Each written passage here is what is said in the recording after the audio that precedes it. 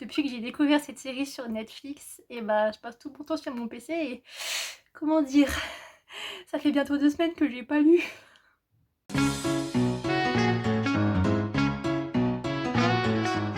Salut! Aujourd'hui j'avais envie de lancer un concept de discussion basé sur les 10 droits du lecteur écrit par Daniel Pénac.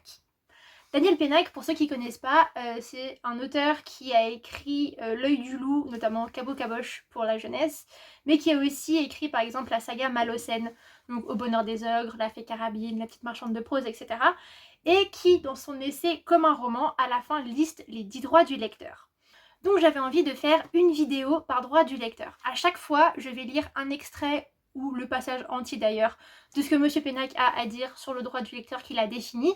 Et ensuite, je donnerai mon avis là-dessus, si je suis d'accord ou pas, si j'ai des choses à rajouter, etc. Vous êtes prêts? C'est parti. On commence avec la lecture, avec le droit numéro 1, le droit le plus fondamental, à savoir le droit de ne pas lire. C'est parti.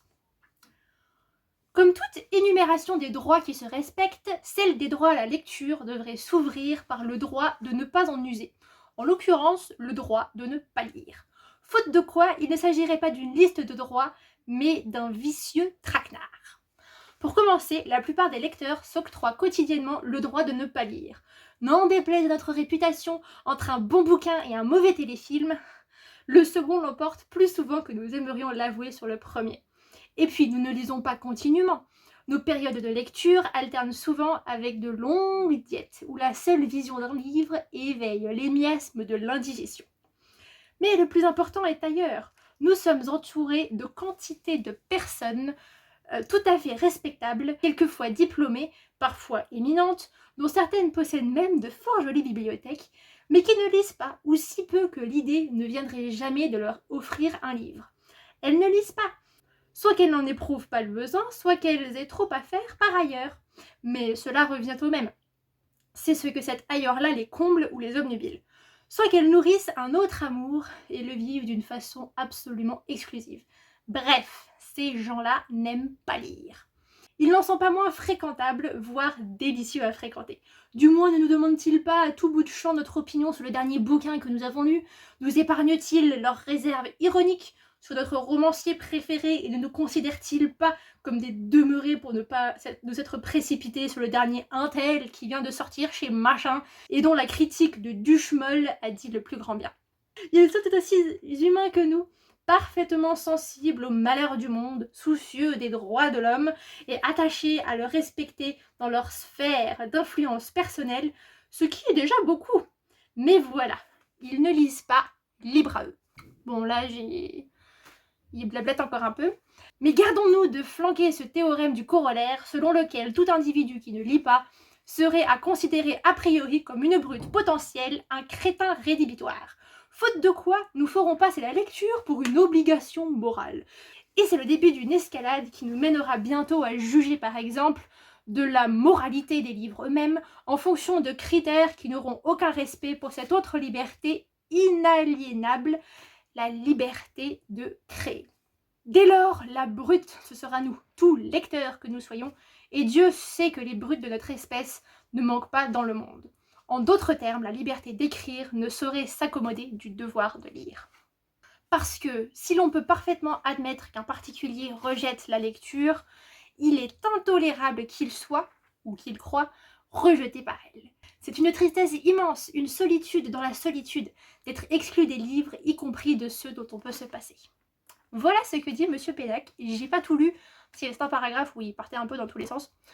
Mais voilà, j'espère que ça vous a plu et que c'était pas trop long. Alors de mon point de vue, c'est vrai que je trouve que l'idée qui fait qu'on soit obligé d'être toujours avec un livre à la main quand on est un lecteur, c'est vraiment un cliché.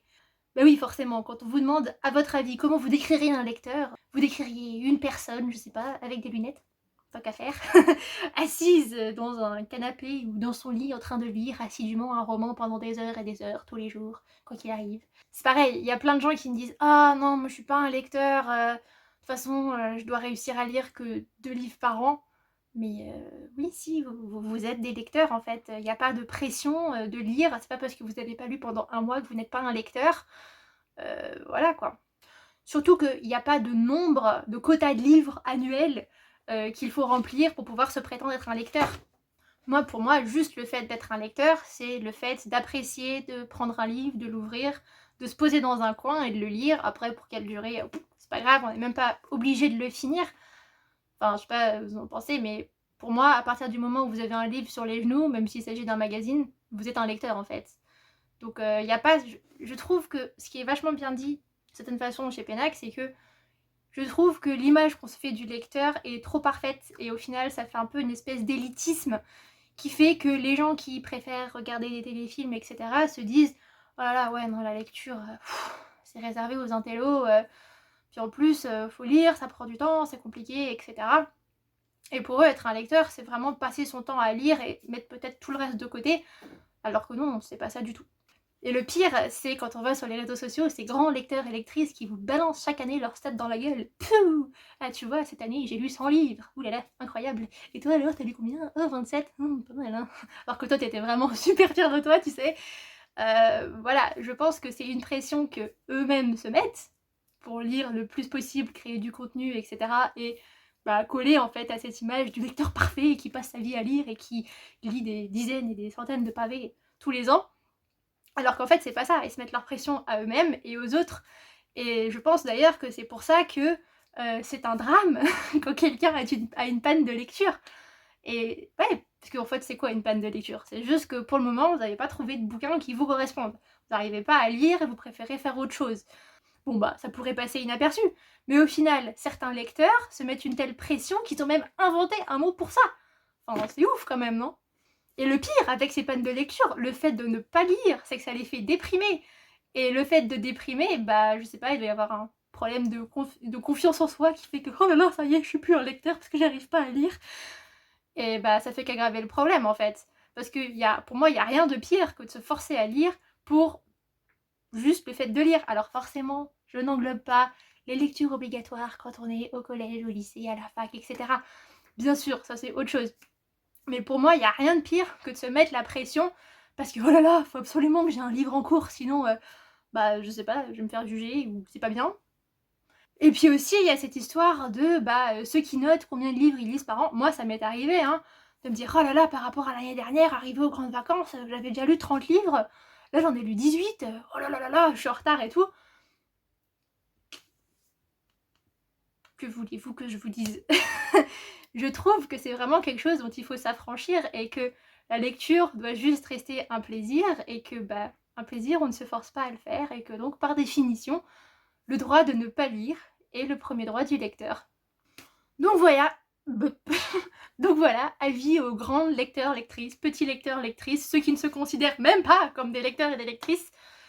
Bah arrêtez de culpabiliser les gars, hein. C'est pas parce que vous faites autre chose, que vous regardez votre téléphone ou votre PC, série Netflix ou quoi que ce soit, au lieu de lire, que vous n'êtes plus des lecteurs. Voilà, la lecture doit rester un plaisir, un moyen de s'évader, ça doit pas être une contrainte. Et c'est comme ça que j'ai envie de conclure cette vidéo en fait. Je suis désolée, c'était pas hyper structuré. J'essaierai peut-être de faire mieux la prochaine fois. Mais voilà, j'avais décidé de pas me prendre la tête aujourd'hui. Comme je recommande aux gens de ne pas se prendre la tête avec la lecture. Allez, salut!